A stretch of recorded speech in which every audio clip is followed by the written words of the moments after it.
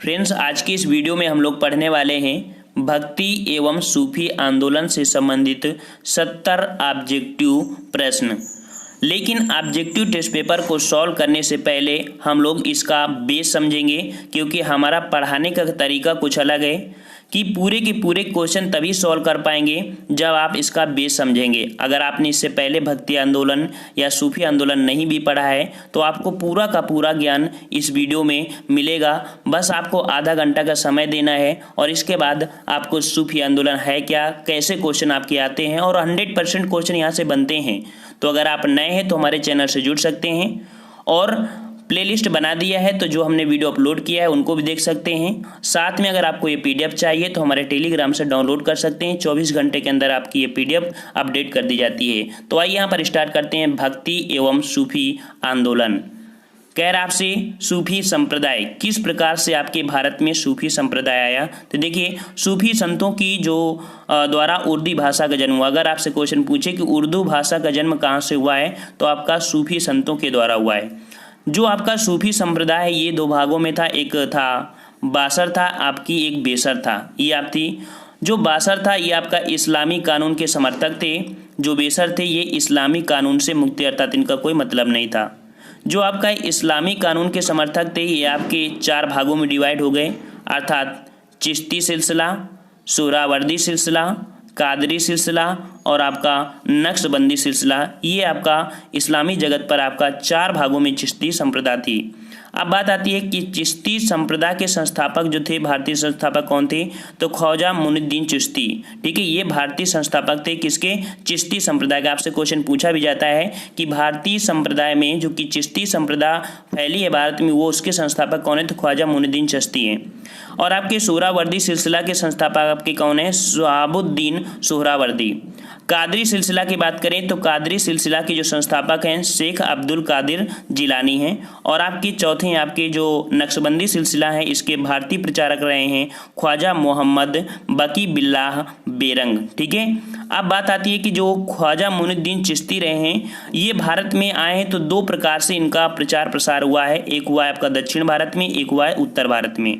जो दक्षिण भारत में रहे तो ये प्रचार करने वाले 2 आपके गुरु रहे, कौन से, बुरहान हिंद गरीब और आपका गेसु दराज। ठीक है, और उत्तर भारत में जो प्रचार प्रसार हुआ है आपका सूफी संप्रदाय में, वो आपका कौन कौन किए हैं, तो आपका ख्वाजा बख्तियार काकी ने किया है उत्तर भारत में, बाबा फरीद ने किया है, हजरत निजामुद्दीन औलिया जो कि फरीद के शिष्य थे, और हजरत अलाउद्दीन साबिर और नसरुद्दीन चिराग ए देहली, ये आपके रहे जो उत्तर भारत में प्रचार प्रसार किया है।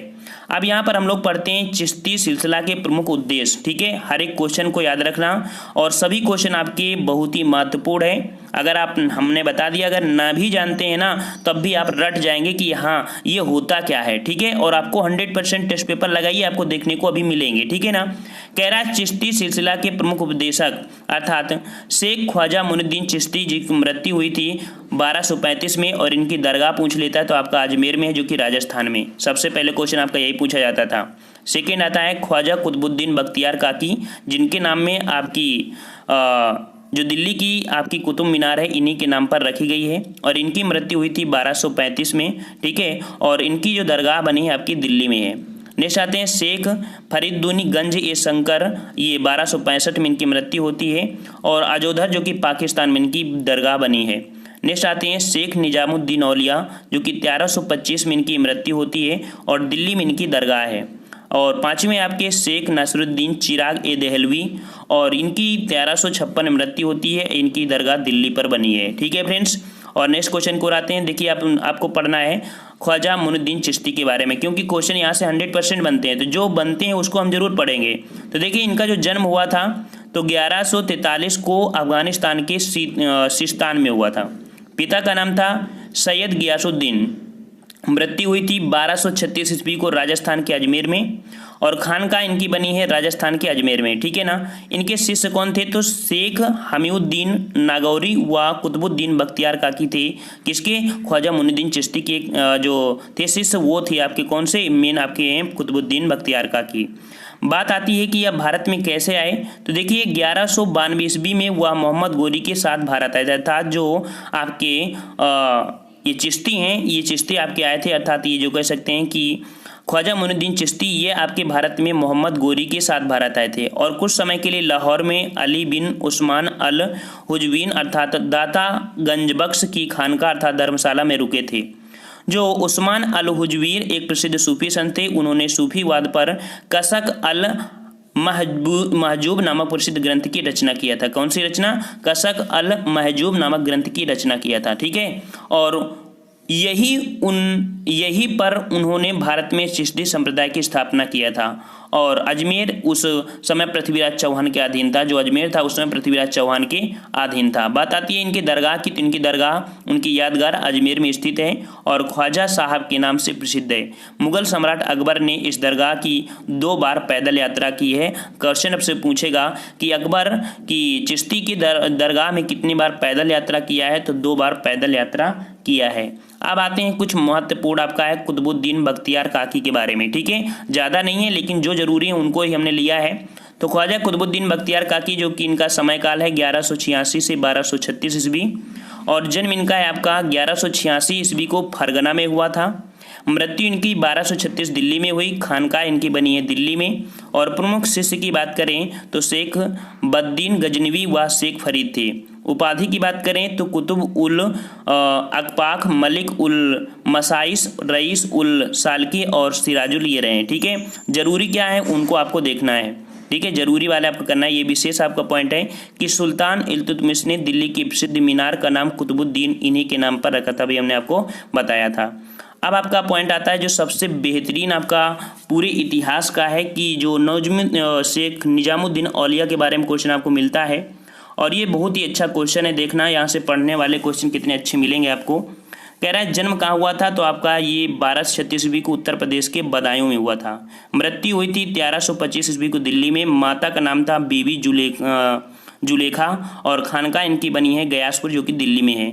शिष्य की बात करें तो अमीर खुसरो निजामुद्दीन औलिया के शिष्य थे और सिराजुद्दीन उस्मानी और शेख बुरहानुद्दीन गरीब और नसरुद्दीन चिहाग देलवी ये आपके निजामुद्दीन औलिया के क्या थे, आपके शिष्य थे। अब बात आती है विशेष पॉइंट कि भारत में चिश्ती संप्रदाय का सबसे अधिक प्रचार हुआ था इन्हीं के द्वारा ही हुआ था। ठीक है, और समर्थक की बात करें निजामुद्दीन औलिया एकमात्र चिश्ती संत थे जो अविवाहित थे, अर्थात जो ये आपके औलिया थी ये इन्होंने शादी नहीं किया था। ठीक है, और शेख निजामुद्दीन औलिया ने 7 सुल्तानों का राज्य देखा था। ये भी पॉइंट पूछता है कि दिल्ली सल्तनत काल में कौन से संत थे जो सबसे अधिक सुल्तानों तक राज्य देखा था, तो आपके यही हैं औलिया। इन्होंने 7 सुल्तानों का राज्य देखा, कहीं कहीं 8 भी होता है, परंतु कभी किसी के दरबार भी नहीं गए थे। ठीक है, और सुल्तान अलाउद्दीन खिलजी व जलालुद्दीन खिलजी ने उनसे मिलने का बहुत प्रयास किया किंतु उन्होंने अस्वीकार कर दिया। जब अलाउद्दीन ने उनसे मिलने की आज्ञा मांगी तो उन्होंने उत्तर दिया कि मेरे मकान में 2 दरवाजे हैं, यदि सुल्तान एक के द्वारा आएगा तो मैं दूसरे के द्वारा चला जाऊंगा। गियासुद्दीन तुगलक को निजामुद्दीन औलिया के कट संबंध थे। क्वेश्चन आपसे आएगा कि गियासुद्दीन तुगलक के किससे कट संबंध थे, तो आपके निजामुद्दीन औलिया से गियासुद्दीन तुगलक के कटु संबंध थे। इनकी लोकप्रियता से भयभीत होकर उन्हें दिल्ली छोड़ने का आदेश दिया। अपने बंगाल अभियान के दौरान औलिया को एक धमकी दिया था गियासुद्दीन ने एक धमकी दिया था जब वो आपके बंगाल अभियान से लौट रहे थे कि औलिया को बोला था कि आप ऐसा करिए कि दिल्ली अभी दूर, अर्थात कि आप दिल्ली छोड़कर चले जाइए। तो औलिया ने कहा था दिल्ली हमजे दूरा आस्ते, अर्थात दिल्ली अभी दूर है। और इसके बाद कुछ पॉइंट आपको पढ़ना है कि उन्हें महबूब ए इलाही अर्थात ईश्वर का प्रिय व सुल्तान उल औलिया या संतों का राजा भी कहा जाता है। किसे, तो आपका यहाँ पर हो जाएगा औलिया को। ठीक है ना। मम की बात करें यहाँ पर तो देखिए कुछ आपका है सुलह ए कुल का सिद्धांत परिवर्तित किया था। और यहाँ पर और पॉइंट देखते हैं जो जरूरी है आपका मकबरा की याद आती। तो औलिया की इच्छा के विरुद्ध मोहम्मद बिन तुगलक ने दिल्ली में उनका मकबरा बनाया था। औलिया का इच्छा नहीं था कि दिल्ली में इनका मकबरा बने। ठीक है, अमीर खुसरो निजामुद्दीन औलिया का प्रिय शिष्य था। ये भी पॉइंट रखना कि अमीर खुसरो निजामुद्दीन औलिया का प्रिय शिष्य था और अपने गुरु की मृत्यु के दूसरे दिन ही उसने प्राण त्याग दिया था। कितनी बड़ी बात है कि अमीर खुसरो जो था ये निजामुद्दीन औलिया के दूसरे दिन ही मृत्यु अर्थात अपने भी प्राण त्याग दिया और उसे निजामुद्दीन औलिया के कब्र के पास ही दफनाया गया। कितना अच्छा काम आपके पॉइंट आपका दिया गया है। ठीक है, और कितना प्यार था इनमें। अब आते हैं, आपको एक पॉइंट और पढ़ लेना है, इसके बाद थोड़ा सा बचेगा। कह रहा है शेख बुरहानुद्दीन गरीब। शेख बुरहानुद्दीन जो गरीब हैं तो इनके संस्थापक हैं आपके शेख बुरहानुद्दीन गरीब, जो कि दक्षिण भारत में चिश्ती संप्रदाय के प्रवर्तक हैं। आपसे क्वेश्चन पूछेगा कि दक्षिण भारत में चिश्ती संप्रदाय के प्रवर्तक कौन थे, तो आपके शेख बुरहानुद्दीन गरीब थे और इनकी खानका बनी आपकी दौलताबाद में। ठीक है, यहाँ पर पॉइंट कुछ आपके हैं कि राजधानी दिल्ली से दौलताबाद परिवर्तन के समय सुल्तान मोहम्मद बिन तुगलक ने इन्हें दौलताबाद जाने के लिए बाध्य किया। दक्षिण भारत में चिश्ती संप्रदाय की नींव शेख बुरहानुद्दीन ने ही रखी थी। इन्होंने दौलताबाद को अपने शिक्षा का केंद्र बनाया और निजामुद्दीन औलिया के उपदेशों का प्रचार किया। एक अन्य संत हाजी रूमी थे, जिनका खानका बीजापुर में था। अब पॉइंट आपके खत्म हुए। अब आपके बचे एक थोड़ा सा आपका शेख सलीम चिश्ती हैं, बहुत ही अच्छे हैं, जो कि अकबर के गुरु थे। ठीक है, कह सकते हैं कि अकबर के गुरु यही थे आपके। ठीक है, तो कह रहा है शेख सलीम चिश्ती, इनकी खानका है फतेहपुर सीकरी में, दरगाह भी बनी है फतेहपुर सीकरी में। इनके पिता का नाम था शेख बहाउद्दीन। कार्य की बात करें उपाधि की, तो शेख सलीम चिश्ती और या चिश्ती शाखा के अंतिम उल्लेखीय संत थे। ये अंतिम उल्लेखीय संत थे। शेख सलीम चिश्ती बहुत समय तक अरब में रहे थे, वहाँ उन्हें शेख उल हिंद की कह सकते हैं कि एक पदवी प्रदान की गई थी। इसके बाद आपके वे भारत आए तथा आगरा सीकरी नामक स्थान पर अपना खानका स्थापित किया। उन्होंने 24 बार मक्के की यात्रा की थी। ये पॉइंट आपका बहुत ही महत्वपूर्ण है कि आपके जो यहाँ पर है कि शेख सलीम चिश्ती, तो शेख सलीम चिश्ती 24 बार मक्के की यात्रा गए थे और ये मुगल सम्राट के समकालीन थे। विशेष पॉइंट आपको जो पढ़ना है कि इन्हें एक आशीर्वाद से अकबर के पुत्र सलीम का जन्म हुआ था। ठीक है, अकबर के पुत्र थे, सलीम का जन्म हुआ था। शेख सलीम के नाम पर ही अकबर ने अपने पुत्र का नाम सलीम रखा था। इनकी मृत्यु अकबर के जीवन काल में ही हो गई थी और इनका मकबरा फतेहपुर सीकरी में बना है। ये पॉइंट आपको पढ़ने लायक था यहाँ पर। ठीक है, नेक्स्ट क्वेश्चन आपसे कह रहा है यहाँ पर कि इस्लाम के 5 मुख्य बिंदु। इस्लाम के देखिए 5 मुख्य बिंदु क्या है। हौजीद, ये क्या होता है, तो अल्लाह में विश्वास रखना। नमाज क्या है, प्रार्थना 5 बार प्रतिदिन करना। रोजा जो कि रमजान के महीने में उपवास रखना। ज़कात जो कि भिक्षा देना। और हज मतलब मक्का की तीर्थ यात्रा करना। एक पॉइंट होता है कि आईने अकबरी में अबुल फजल ने 14 सूफी सिलसिलों का उल्लेख किया है। ठीक है, ये आपके दिए हैं, आप इनको टेलीग्राम से डाउनलोड कर सकते हैं। अब आता है थोड़ा सा पॉइंट बच्चे हैं आपके, जो कि दक्षिण भारत में भक्ति आंदोलन है। तो देखिए भक्ति आंदोलन में कि एक होते हैं आपकी विष्णु भक्त शाखा और दूसरी आपकी शिव भक्ति शाखा।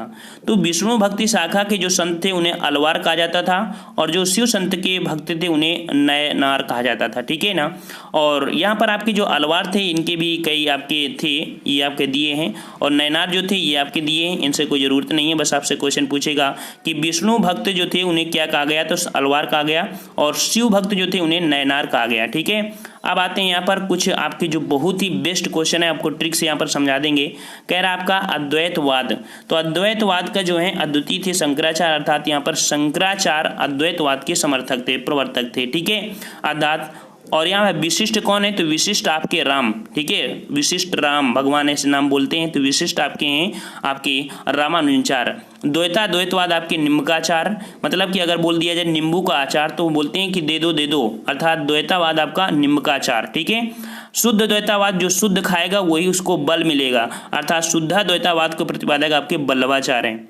नेक्स्ट आपका है द्वैतवाद अर्थात दवा की जरूरत किसको, माधवा अर्थात मद मतलब कि महद जो आपका होता है, मद मतलब आपका होता है शहद। ठीक है, तो द्वैतवाद के जो संस्थापक थे आपके मद मतलब कि जो दवा, इसको दवा बोल दो, दवात बोल दो।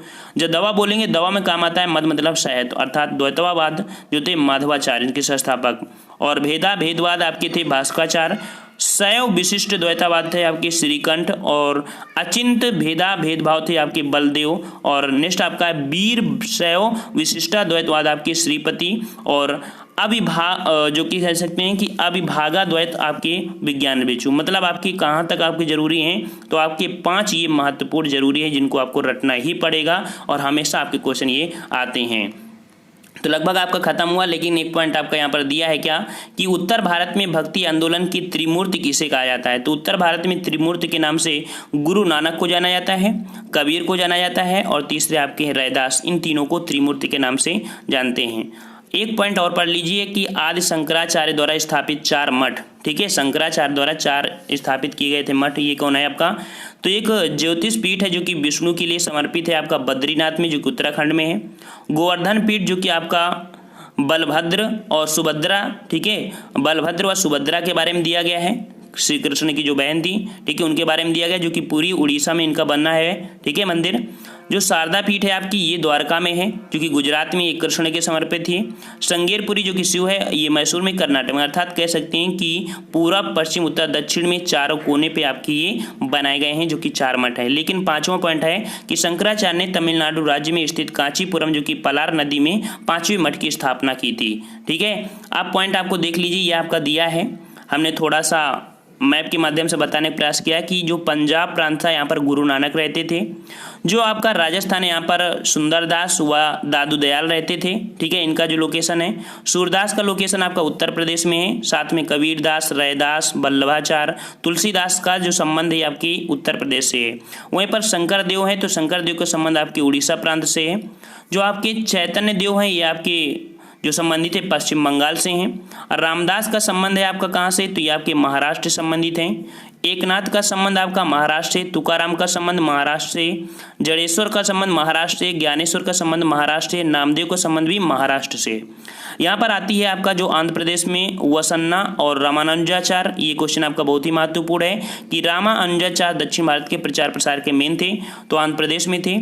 और आपके माधवाचार्य जो कि आपके कहाँ से संबंधित हैं, ये आपका यहाँ पर जो एरिया हो जाएगा आपका कर्नाटक है। माधवाचार्य कर्नाटक से संबंधित है। निम्मकाचार्य की बात करें तो निम्मकाचार्य आपके तमिलनाडु से संबंधित हैं। और आपका जो मणिक्का सागर थे आपके केरल से। शंकराचार्य भी आपके कौन से हैं, आपके केरल से हो। और नम्मारवाल ये आपके संबंधित है, जो कि आपके केरल से हैं, ठीक है ना। और एक गुजरात में आपकी जो मीराबाई थी और नरसिंह मेहता, ये आपके गुजरात से संबंधित हैं। हमने यहाँ पर प्रयास किया कि ज़्यादा से ज़्यादा आप लोकेशन को देखते हुए ज़्यादा से ज़्यादा क्वेश्चन आपको समझ में आए। अब आपको स्टार्ट करते हैं यहाँ पर आपका भक्ति आंदोलन। देखिए 15 मिनट में भक्ति आंदोलन पढ़ाना इतनी छोटी सी बात नहीं होती है। और अब आपको सॉल्व करना है लगभग 70 ऑब्जेक्टिव प्रश्न। तो अगर हमने 15 मिनट आपका समय ले लिया है, 16-17 मिनट का, तो कोई बुरा समय नहीं लिया है। और अगर आप ऐसे ही तैयारी करते हो तब भी आपकी यहाँ पर क्वालिफाई कर पाओगे, ऐसे नहीं क्वालिफाई कर पाओगे, क्योंकि हमें पता है कितना कोचिंग पढ़ाते हैं लोग, कितना आप लोग पढ़ते हैं, ठीक है। तो अगर आप वीडियो के भरोसे हो, हमारे भरोसे हो, तो हम आपको अपने भरोसे के अकॉर्डिंग आपको जितना हो सकता है 100% पूरा समय आपके लिए देते हैं और बेहतरीन से बेहतरीन तैयारी आपके लिए करते हैं, ठीक है। तो फ्रेंड्स, अगर आपको वीडियो अच्छा लग रहा है तो प्लीज़ लाइक करते चलिए। अब हम लोग टेस्ट पेपर को लगाते हैं, जो कि पहले इसको डिटेल से समझेंगे और इसके बाद जल्दी जल्दी से आपको बताने का प्रयास करिए। कह रहे हैं भक्ति आंदोलन का प्रारंभ किसके द्वारा किया गया था। तो भक्ति आंदोलन का जो प्रारंभ किया गया था, ये किया गया था अलवार संतों द्वारा। ऑप्शन राइट आपका ये हो जाएगा, अलवार संतों द्वारा किया गया था। देखो, विष्णु या नयनार की उपासना करने वाले भक्त जो थे अलवार थे, हमने बताया था। और जो नेक्स्ट क्वेश्चन की ओर चलते हैं। क्वेश्चन आपसे कह रहा है यहाँ पर कि कोई व्यक्ति किसी व्यक्ति से उसका धर्म, संप्रदाय या जाति ना पूछे, यह कथन किसने कहा था। ये बहुत बार क्वेश्चन आपसे पूछा गया था। तो कोई का धर्म, संप्रदाय या जाति ना पूछे, ये कथन आपका रामानंद ने दिया था, ठीक है। यह कथन संत रामानंद का था और इनके शिष्यों में सभी जाति एवं संप्रदाय के लोग शामिल थे।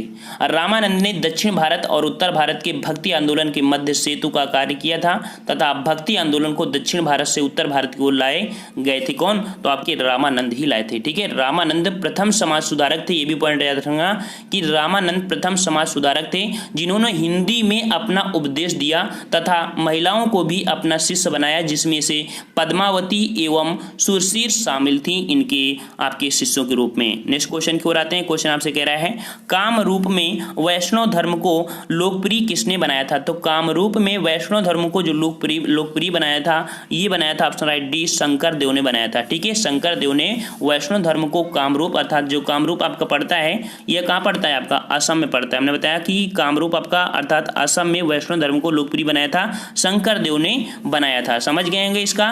और इन्होंने एकेश्वरवाद पर जोर देकर वर्गीत परंपरा को जन्म दिया था। नेक्स्ट क्वेश्चन की ओर आते हैं। क्वेश्चन आपसे कह रहा है यहाँ पर कि रामानुजाचार्य किससे संबंधित है। तो रामानुजाचार्य संबंधित है आपके विशिष्ट द्वैतवाद से। तो ऑप्शन आपके यहाँ पर दिया होगा आपका सी नंबर, आपका विशिष्ट द्वैतवाद संबंधित है आपके कौन, रामानुजाचार्य।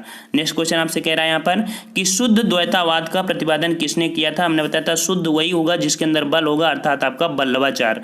तो वल्लभाचार्य प्रतिपादक थे आपके शुद्ध द्वैतवाद के सिद्धांत से संबंधित हैं। नेक्स्ट कह रहा है कबीर किसके शिष्य थे, कबीर किसके शिष्य थे, तो कबीर जो शिष्य थे आपके रामानंद के शिष्य थे, ठीक है ना। रामानंद के 12 शिष्यों में से, मतलब कि रामानंद के 12 शिष्य थे, इसमें से कबीर एक प्रमुख शिष्य थे जो हिंदू व इस्लाम धर्म में प्रचलित आडंबरों के आलोचक थे। कबीर की रचनाओं का संकलन आपका मिलता है कहाँ पर, आपका बीजक में मिलता है, ठीक है। और कबीर पंथ नामक जो धार्मिक संप्रदाय है इनकी शिक्षाओं के अनुयायी अर्थात शिक्षाओं के अनुयायी हैं। ये अगर बात करें कि किसके समकालीन थे तो ये आपके सिकंदर लोदी के समकालीन थे, ठीक है ना। और एक पॉइंट और याद रखना कि अबुल फजल ने कबीर को मुवाहिद अर्थात एकेश्वरवादी बताया है। किसने, आपके अबुल फजल ने बताया है। नेक्स्ट कह रहा है सूची फर्स्ट को सूची सेकंड से सुमेलित करना है। यहाँ पर दिया गया है कि एक भक्ति संत हैं और इनका व्यवसाय क्या रहा है, बहुत बार क्वेश्चन आपसे पूछा गया है।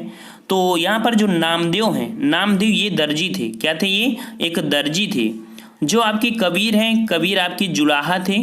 और आपके जो रविदास हैं तो रविदास एक मोची थे, ठीक है, मोची थे।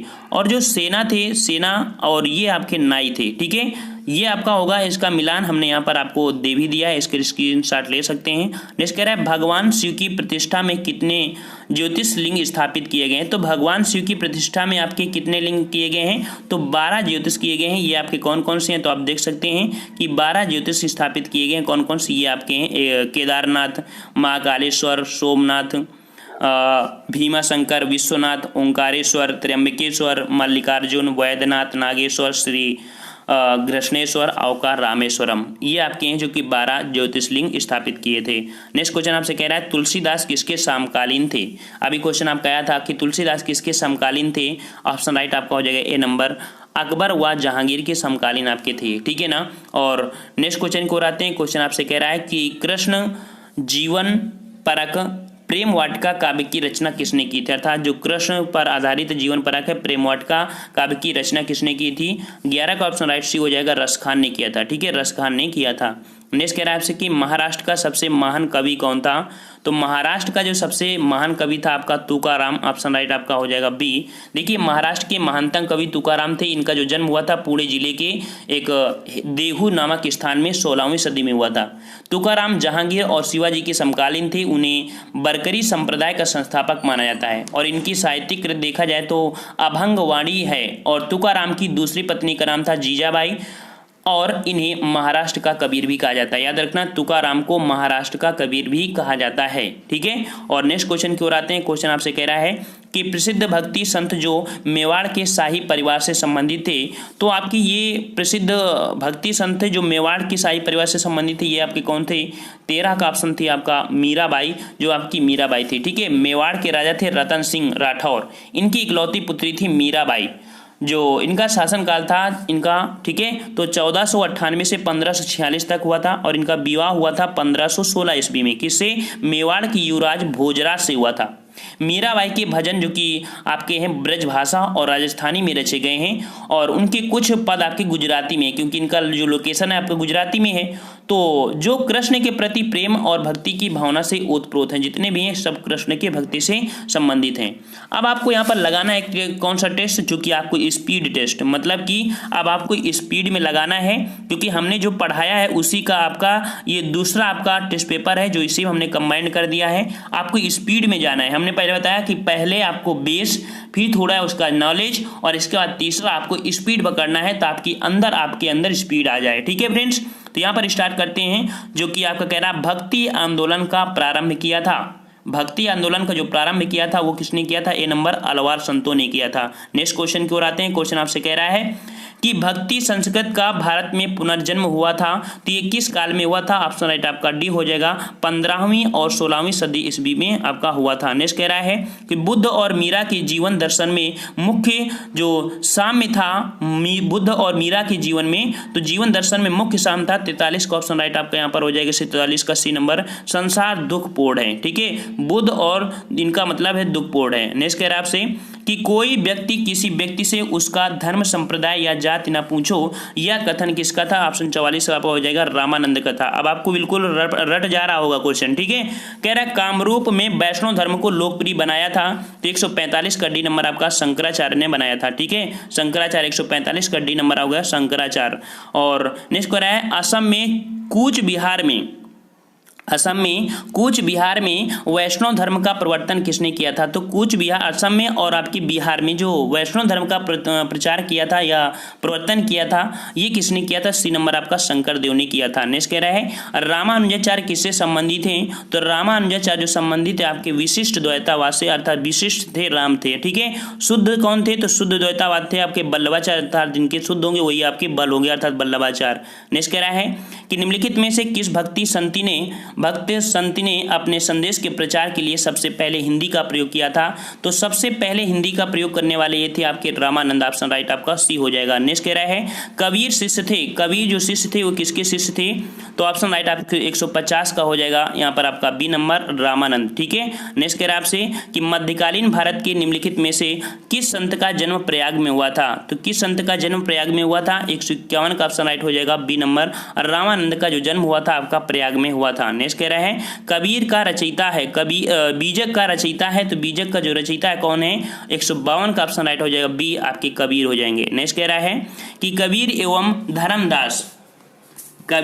धर्मदास के मध्य संवादों के संकलन का शीर्षक है। तो जो कबीर और धर्मदास जो मध्य संवाद हुआ था ये शीर्षक आपका क्या है? तो 153 का ऑप्शन राइट हो जाएगा बी अमर मूल था। ठीक है, अमर मूल। नेक्स्ट कह रहा है मलूक दास एक संत कवि थे, ये कहाँ से संबंधित हैं? तो मलूक दास जो संबंध है इनका आपका संबंध है डी नंबर कड़ा से संबंधित, इलाहाबाद के पास।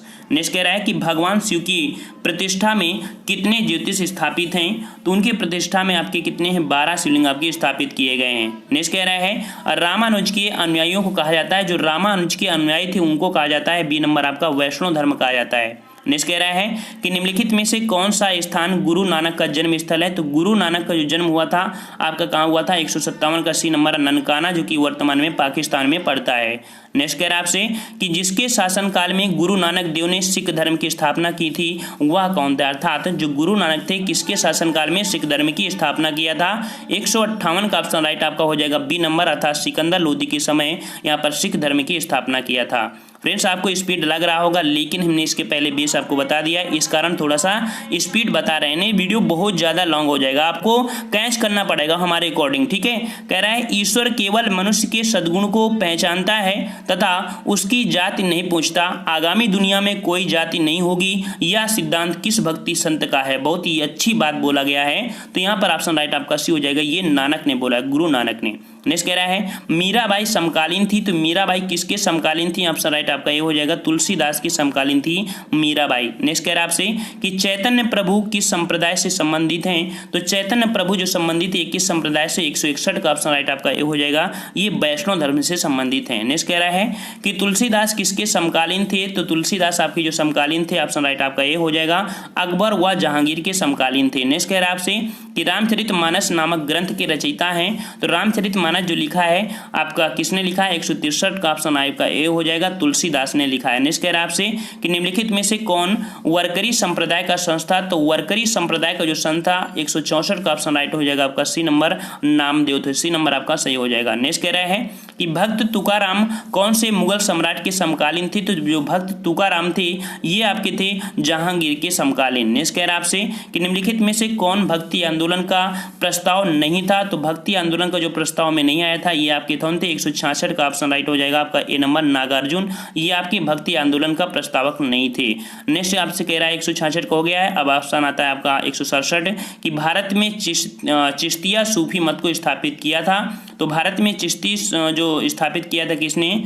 आपका इसको थोड़ा सा जूम कर लेते हैं, 167 का आपका बी नंबर ख्वाजा मुइनुद्दीन चिश्ती ने किया था। ठीक है, हमने अभी आपको बताया भी था। नेक्स्ट कह रहा है आपसे कि निम्नलिखित सूफी संतों में से कौन एक सर्वप्रथम अजमेर में बस गए थे? तो अजमेर जो बसने वाले आपके सूफी संत थे आपके कौन थे? ए नंबर आपका शेख मुइनुद्दीन चिश्ती थे। ठीक है, इनकी दरगाह आपके अजमेर में है। नेक्स्ट कह रहा है शेख निजामुद्दीन औलिया शिष्य थे, तो शेख निजामुद्दीन औलिया जो शिष्य थे किसके शिष्य थे? तो 169 का सी बाबा फरीद के शिष्य थे। नेक्स्ट कह रहा है आपसे कि शेख निजामुद्दीन औलिया की दरगाह स्थित है, तो शेख निजामुद्दीन औलिया की दरगाह कहाँ पर है, तो इनके द्वारा अर्थात इनके अनुसार ना बनाई गई दरगाह, इनके विपरीत अब की बनाई गई थी, अर्थात इनका मत नहीं था कि दिल्ली में बनाई जाए। ऑप्शन सी होगा, शेख निजामुद्दीन औलिया की दरगाह कहाँ पर है, दिल्ली में है, लेकिन इनका मन नहीं था कि हमारी दरगाह यहाँ पर बनाई जाए, इनकी दरगाह इनके बेमन बनाई गई है। ठीक है, नेक्स्ट कह रहा है कि जिस सूफी संत की मान्यता थी कि भक्ति संगीत ईश्वर के निकट पहुंचाने के एक साधन है, वह कौन है। तो ये जो शब्द दिया था आपके मुइनुद्दीन चिश्ती ने कहा था, इन्होंने कहा था कि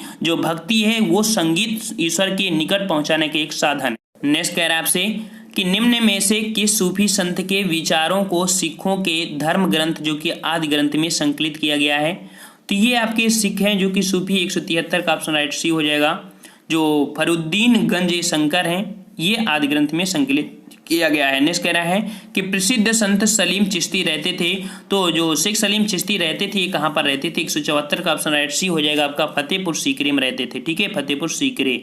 नेक्स्ट कह रहा है आपसे कि निम्नलिखित में से किसे शेख उल हिंद की पदवी प्रदान की गई थी। तो शेख उल हिंद की पदवी प्रदान की गई थी 175 का ऑप्शन राइट हो जाएगा, डी नंबर, शेख सलीम चिश्ती को की गई थी। नेक्स्ट कह रहा है आपसे कि निम्नलिखित सूफीवाद के सिलसिलों में कौन संगीत के विरुद्ध था। तो संगीत के विरुद्ध कौन था, 176 ऑप्शन राइट हो जाएगा, डी नक्शबंदी। ये आपका सूफी सिलसिले से संगीत के विरुद्ध आपका था जो नक्शबंदी सिलसिला था। नेक्स्ट कह रहा है कि निम्नलिखित सूफियों में से किसने कृष्ण को औलिया के रूप में माना था। तो अर्थात कृष्ण को औलिया के रूप में मानने वाले ये आपके थे, ऑप्शन राइट आपका हो जाएगा ए नंबर, जो शाह मोहम्मद गौस ये थे, इन्होंने कृष्ण को औलिया के समान माना था। नेक्स्ट कह रहा है आपसे कि दारा सिको ने किस शीर्षक के अंतर्गत उपनिषदों का फारसी में अनुवाद किया। ये बहुत बार क्वेश्चन आपका पूछा गया है, तो फारसी में अनुवाद किया था जो कि कह सकते हैं ऑप्शन राइट आपका 178 का हो जाएगा यहाँ पर, डी नंबर, सिर्रे अकबर के नाम से इन्होंने फारसी में अनुवाद किया था। नेक्स्ट कह रहा है आपसे कि सिर्रे अकबर के लेखक थे, तो सिर्रे अकबर के लेखक कौन हो जाएंगे, 170 के 9 का बी हो जाएगा, दारा सिको है। ठीक है, नेक्स्ट कह रहा है आपसे कि कृष्ण जीवन परक प्रेम वाटिका काव्य की रचना किसने की थी। तो प्रेम वाटिका जो रचना किया था ये किसने किया, 180 का ऑप्शन राइट हो जाएगा, रस खान, रस है प्रेम। ठीक है, नेक्स्ट कह रहा है आपसे कि निम्नलिखित में से कौन एक भक्ति आंदोलन से जुड़ा नहीं है। तो भक्ति आंदोलन से नहीं जुड़ा है, 181 का ऑप्शन राइट हो जाएगा, अमीर खुसरो, ये भक्ति आंदोलन से नहीं संबंधित है। नेक्स्ट कह रहा है कि बहरामासा की रचना किसने की, 12मासा। ठीक है, 12मासा की रचना किसने की, तो ये रचना की थी 182 का ऑप्शन सी हो जाएगा, मलिक मोहम्मद जायसी ने किया था। नेक्स्ट कह रहा है आपसे कि प्रतिवर्ष प्रसिद्ध सूफी संत हाजी वारिस अली शाह की मजार पर मेला लगता है। ये क्वेश्चन आपके यूपी स्पेशल से पूछा जाता है कि प्रतिवर्ष प्रसिद्ध सूफी संत हाजी वारिस अली शाह की मजार पर मेला लगता है, ये आपका जो लगता है कहाँ पर लगता है, तो आपका ये लगता है 183 का ऑप्शन राइट हो जाएगा, सी नंबर, देवा शरीफ, जो 12 अंक में पड़ता है। नेक्स्ट कह रहा है आपसे कि क्राइस्ट का जन्म स्थान, क्राइस्ट का जो जन्म स्थान है ये आपका कहाँ पर है, 184 का ऑप्शन राइट आपका हो जाएगा यहाँ पर आपका बी नंबर, जो कि आपका बेथलेहम में है। जो क्राइस्ट का जन्म था आपका बेथलेहम में हुआ था। नेक्स्ट कह रहा है ईस्टर त्यौहार के पीछे ईसाइयों की भावना है। तो ईसाइयों की भावना मतलब कि ईस्टर त्यौहार के पीछे ईसाइयों की भावना है, ये कैसी भावना है, तो इस दिन ईसा पुनर्जीवित हुए थे। ठीक है, इस दिन ईसा पुनर्जीवित हुए थे। नेक्स्ट कह रहा है आपसे कि कौन सा ईसाई संत पशु पक्षियों से प्रेम के लिए विख्यात था। तो पशु पक्षियों से प्रेम करता था ये आपका कौन सा ईसाई संत था, ऑप्शन राइट आपका 186 का हो जाएगा यहाँ पर आपका सी नंबर, जो आपके असीसी के संत फ्रांसिस थे, ये आपके पशु पक्षियों से प्रेम करते थे। नेक्स्ट कह रहा है आपसे यहाँ पर कि ईसाइयों का गुड फ्राइडे क्यों मनाया जाता है। ठीक है, आपके 4 ऑप्शन हैं। कह रहा है ईसाइयों का गुड फ्राइडे क्यों मनाता है, आपने सुना भी होगा गुड फ्राइडे ये ईसाई लोग मनाते हैं, क्यों मनाते हैं। आपके 4 ऑप्शन हैं कि ईसा मसीह की मृत्यु हुई थी, ईसा मसीह का जन्म हुआ था, ईसा मसीह को सूली पर चढ़ाया गया था, या ईसवी सन का प्रारंभ हुआ था। ये 4 ऑप्शन है और हमारे इस वीडियो का ये अंतिम क्वेश्चन है और आपको कमेंट करके बताना है कि इसका जवाब सही क्या होगा।